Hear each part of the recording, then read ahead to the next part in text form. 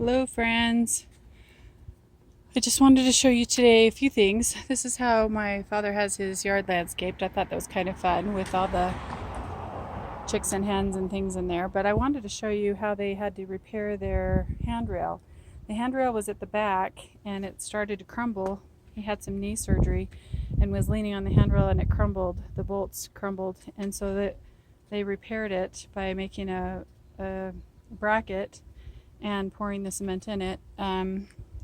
He left air bubbles. He was probably should have poked it down a little bit further, but he just moved the rail up a few inches and inserted it there, which seems to be a good solution for that.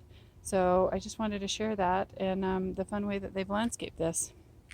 They've done their whole lawn like this. I mean, they're on a corner, and so they've done this landscaping all around. So I just wanted to share that as well, because I thought that was a very creative way to landscape that and give her some flower boxes. She loves flowers. Anyway, just want to share those two things. Fun landscaping and a way to fix a crumbling rail without having to replace the steps.